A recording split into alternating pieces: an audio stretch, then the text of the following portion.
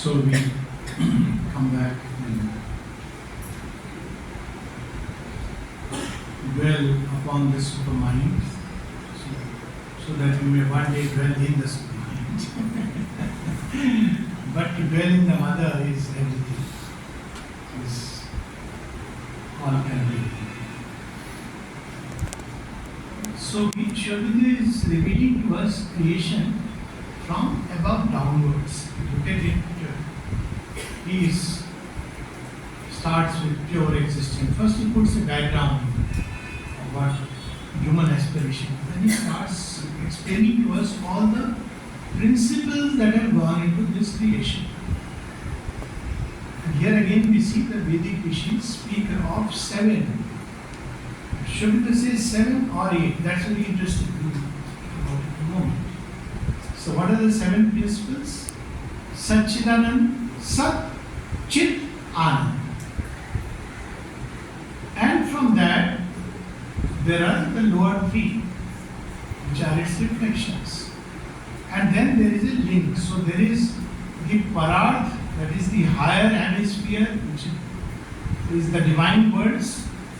And what is meant by the Pararth is very simply words which are based on oneness. Oneness is never forgotten there. That's what is the Maharas, where it is the same Krishna dancing with so many and each one is keeping pace. So it's a Maharaj which is eternally going on. Why? Because the Para Prakriti and the Supreme Being, He is in everyone and all are in Him, and there is this constant flow. Here He disappears in the middle at midnight. Why He disappeared? Because world is not ready for that. That Maharaj. There's few who try to keep the steps, but then we know later on jealousy and all these things, pain, viraha, and all these things take over human nature. So there are these 3 higher principles and the 3 lower. The lower is mind, life, body. Higher is Sat, Chit, Ananda, and the lower is mind, life, body, which we are aware of. Why they are lower? Simply because they are based on division and multiplicity. When the mind tries to annul division, it believes. See, if you tell the mind to have oneness, so what will the mind say? Yes, we are all one. Chalo. Hindu, Muslim, Sikh, Isai, सब है भाई भाई. यदि बाकी भी हैं भाई. जो who is a non-believer, everybody. You can't just speak of religion. But it doesn't work like that. It annuls. It tries to annul and create a new religion which becomes its own unique. That's how the mind tries. There is no other way. But if we annul differentiations to go into the one, Satchidananda, then we have failed to fulfill God's purpose. So the Sat, Chit, Ananda and mind, life, body, they live in division. Therefore, because of Ajnana, Avidya, so I am different, you are different, you are separate. Not different is okay, but separate is not true. We can see it in life. Each plant is different from the other.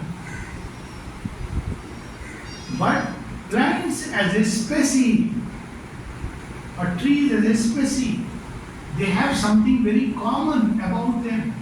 Again, trees are different from animals, but there is still, if we go deeper, a commonality. Not only a commonality in the depth, on the surface there is an interdependence, interconnectedness of the cosmos.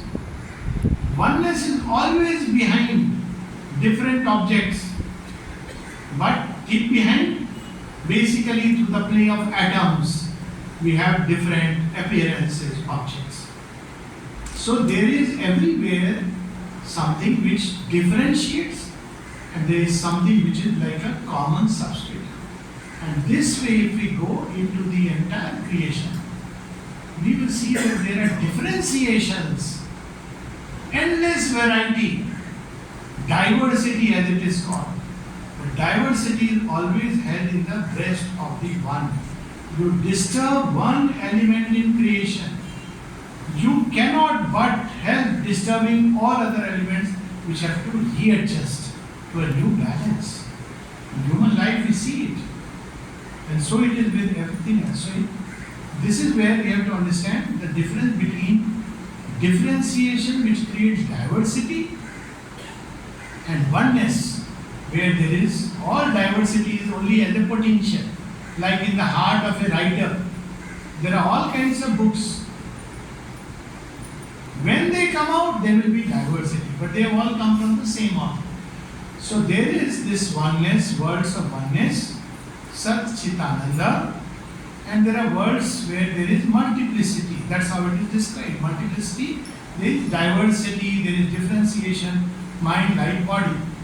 So, what is it? What is that plane or power that changes this oneness into multiplicity? That power is the supermind. It is the link. And as we have seen, supermind receives that oneness and unity. What does it do? It does not divide, it differentiates. That is what we learn. Like for instance in ashram, I take this practical thing. We are all mother's children. I am talking of the larger ashram. We are mother's children. We are each different. But we are mother's children. See, this is differentiation. But if we say, no, I am this, I am that, you are this, you are that, then I am creating division. I am better, you are worse, and things like that. Everybody must do it my way or no way. Then I am ultimately acting on the basis of ajnana. So the difference is in supermind, oneness and multiplicity is there. How does it create multiplicity? By differentiating all the potentialities in the one. How many potentialities? Infinite. So first what it will do? It will receive them just as they are. Then what it will do? It will do a differentiate, sort them out. Then what it will do? It will project into the play of time and space. And when it projects, it must also ensure that these projections, however random they may seem, ultimately follow that seer will. That's another definition for supermind. They follow the original idea. How does it do it? It flows into creation, hidden inside, everywhere, as its determining power. So supermind is the link, but it is regarded as belonging to the para, higher hemisphere. Why? Because supermind also lives in oneness. Lives in the way of saying it acts on the basis of oneness, but it is special because it knows oneness, but it also knows the multiplicity. Beyond it, there is no multiplicity. It is there only in the potential, in Sachidananda. So if you enter there, you don't understand creation. Why? Because creation is about diversity. In creation, you have to know the dharma of each thing. You have to know. If you drink poison, it's going to kill you. You can't act that oneness, snake, Baba, you are my friend. Why? Because you are God, you are Vasuki. Snake will say, all right, I'll tell you who am I. You can't act that way. So there is oneness where all these things are together. What happens to poison? It finds its right place. It becomes Nilakantha, adding to Shiva's grandeur and majesty. Shiva, by drinking poison, becomes more grand. So there it is in its right place. But when man, he swallows it,